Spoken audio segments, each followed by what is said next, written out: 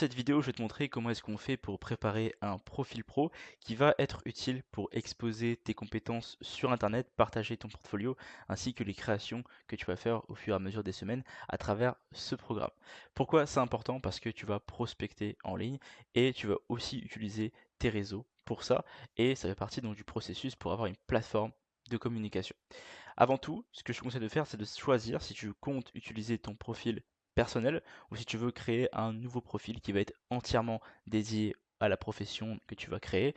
Beaucoup de gens choisissent de créer un nouveau profil pour être plus pro et garder leur ancien profil avec leurs amis. Et il y en a d'autres qui préfèrent juste prendre directement le profil qu'ils ont déjà depuis longtemps pour pouvoir le faire. Le choix te revient. C'est sûr que au mieux, on va essayer de poster que des choses qui sont reliées au travail sur ce profil-là à partir de maintenant.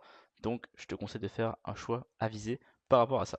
Alors, on va commencer par parler des trois plateformes. Ça va être donc, on va parler de Instagram, on va parler de LinkedIn et on va parler donc des plateformes de freelance et comment est-ce qu'on crée des profils là-dessus. Pour commencer, Instagram, plateforme numéro un de réseaux sociaux pour pouvoir communiquer avec des potentiels clients.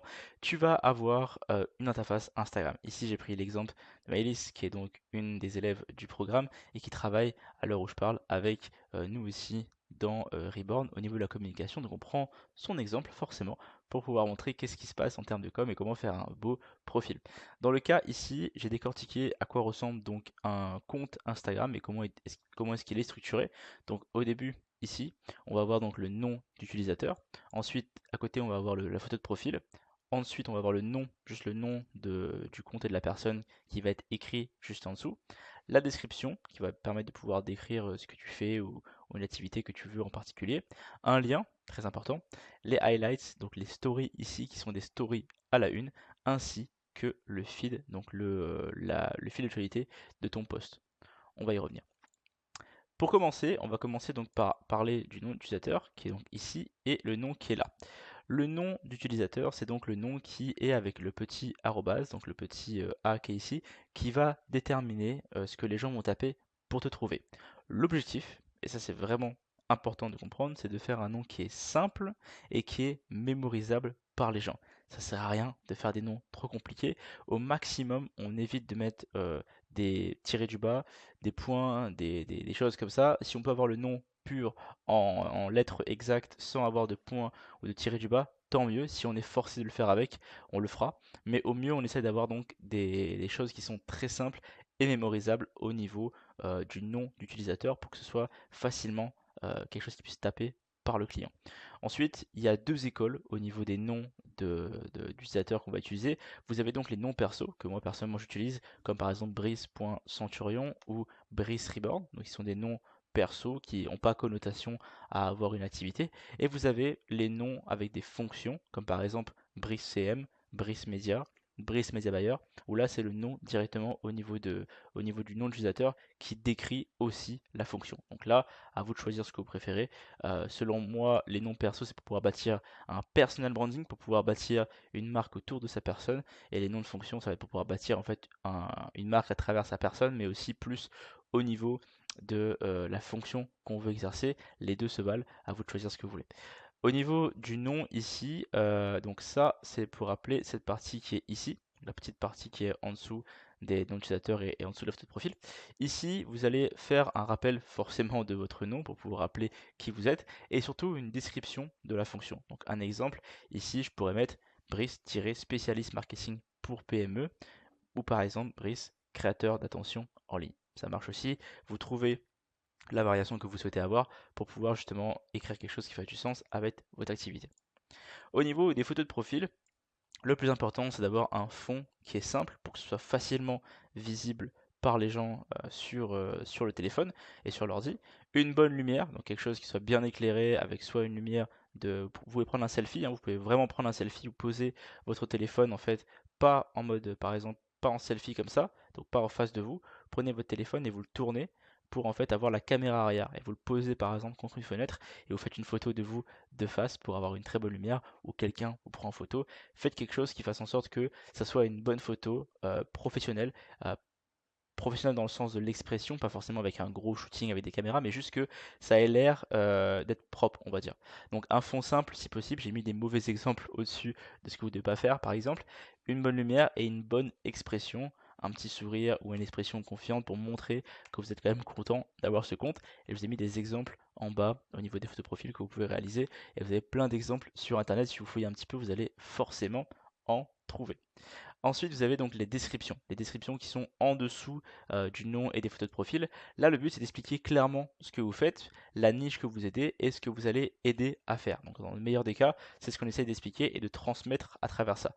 Exemple, par exemple, pour ceux qui vont faire du CM, vous pouvez mettre par exemple, j'aide les entreprises de rénovation à trouver plus de clients sur les réseaux. Et je m'occupe de retaper ton compte et prendre en charge tout le contenu. Là, qu'est-ce qu'on vient de dire? Bah, j'aide les entreprises de rénovation, on a la niche, à trouver plus de clients sur les réseaux, on a l'objectif, et comment est-ce qu'on fait ça? En retapant le compte et en prenant en charge tout le contenu. Donc ça permet de pouvoir facilement dire qui on aide, comment et qu'est-ce qu'on fait. Par exemple, pour exemple de Media Buyer, je montre vos services au maximum de personnes pour apporter plus de devis automatiquement pour votre entreprise chaque année, chaque semaine. Le but, voilà, c'est d'expliquer concrètement ce que vous faites, comment vous le faites et donner en fait la curiosité et l'envie aux gens d'en savoir plus, mais de leur faire comprendre un minimum ce que vous faites pour leur entreprise. En dessous de ça, vous avez donc les liens qui sont donc, si je remonte sur le profil de Maëlys, ce qui va être ici, donc là où il y a marqué Campsite Bio, vous avez des liens que vous pouvez mettre et moi je vous conseille à ce moment-là de mettre votre portfolio, donc le lien à votre portfolio, on verra dans une autre vidéo comment en créer un, et le lien de prise de rendez-vous avec vous pour pouvoir donc, si quelqu'un veut obtenir, il veut en savoir plus sur ce que vous faites ou booker un rendez-vous pour vos services, bah, au moins le lien sera directement ici. Maintenant, on va parler des petites stories qui vont être en dessous. Donc ça va être ceci, les petits cubes, les petits ronds qui sont ici. Ça, c'est des stories à la une.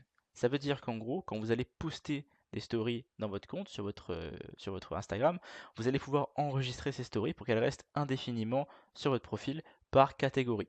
Donc par exemple, le but d'une story à la une, c'est de partager les infos que vous voulez qui restent souvent sur le compte pour que les gens s'en souviennent. Et donc, par exemple, vous pouvez créer plusieurs petites catégories de story à la une, comme par exemple vos créations. Vous mettez création, et là-dedans, vous pouvez, à chaque fois que vous postez une story de vos créations, enregistrer cette story à la une dans le dossier création pour pouvoir justement avoir toutes vos créations à la suite en format story pour que les gens puissent regarder rapidement ce que vous avez fait.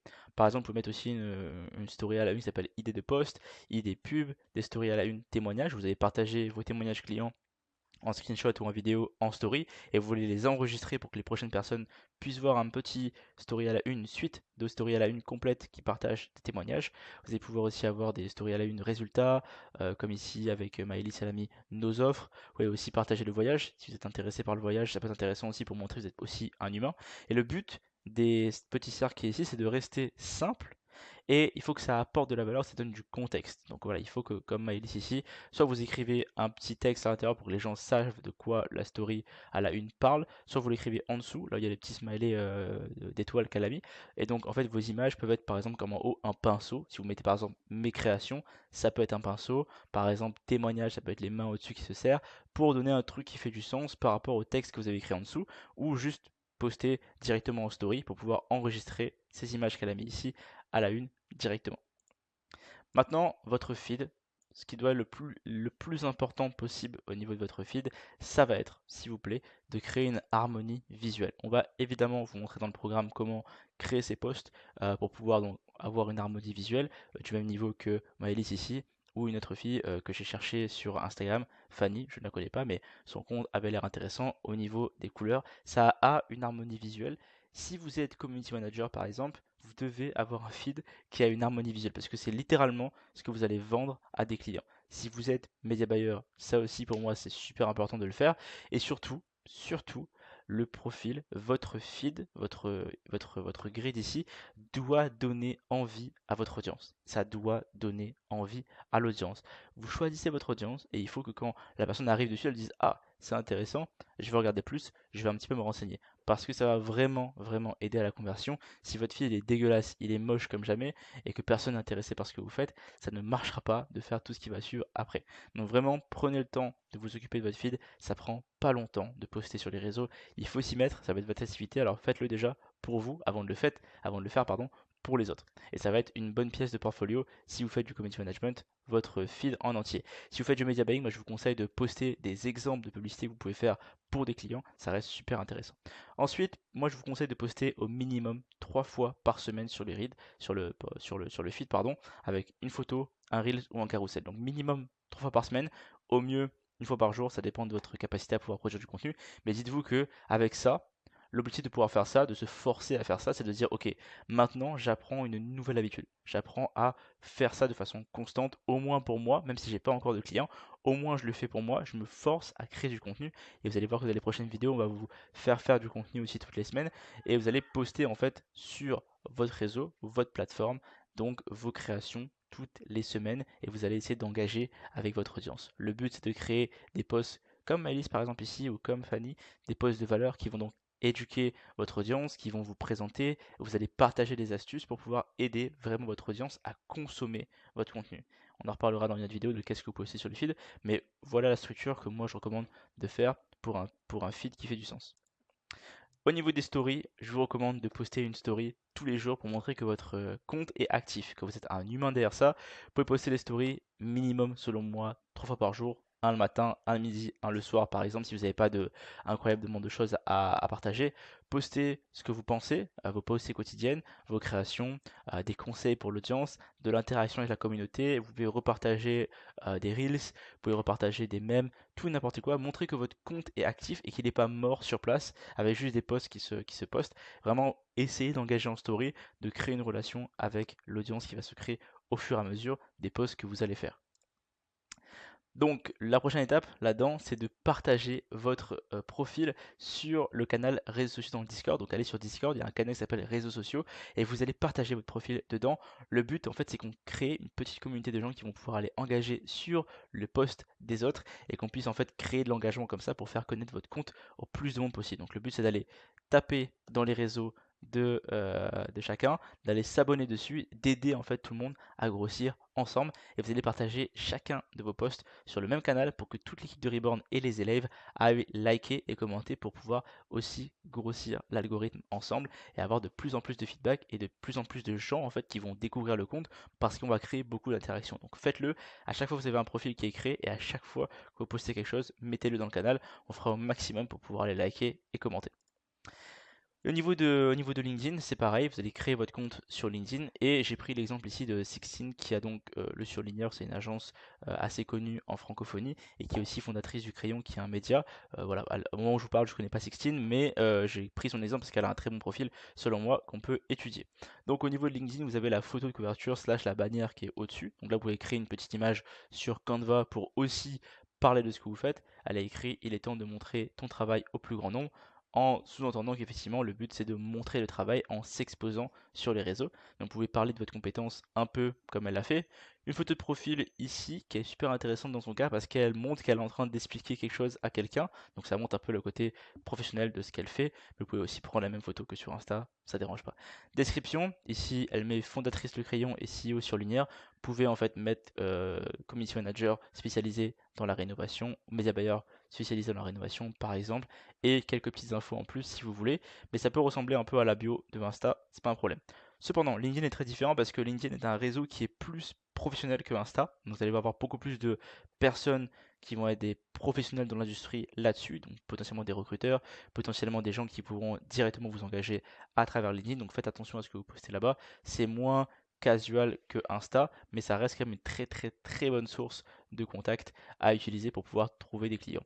En termes d'idées de poste, je vous conseille de créer donc de mettre vos partages de création, de partager vos résultats, de partager un petit peu vos apprentissages que vous apprenez au fur et à mesure, même si c'est genre voilà, j'apprends à trouver des clients, voilà, j'apprends à créer une rigueur de poste. Et vous pouvez aussi créer des posts qui parlent de votre histoire, de comment vous êtes lancé là-dedans, qu'est-ce que vous avez découvert. Vous pouvez faire un post sur Reborn sur comment vous avez rejoint l'aventure, qu'est-ce que l'aventure vous a apporté. Vous pouvez me taguer moi, Nico par exemple, ça va créer l'interaction sur votre profil et commencer à vous faire voir au niveau de plein de gens. Et pareil, chaque post que vous faites, mettez-le sur le Discord dans les réseaux sociaux. On va venir commenter et liker dans notre maximum pour pouvoir vous booster au maximum et avoir des résultats. Je vous conseille aussi de poster au minimum 3 fois par semaine là-dessus. Donc c'est des posts qui sont écrits et des posts photos par exemple pour pouvoir maximiser votre engagement et commencer à créer de l'interaction sur votre LinkedIn. Maintenant, on va parler de Malte qui est donc le réseau social, enfin pas un réseau social, mais c'est juste des plateformes freelance.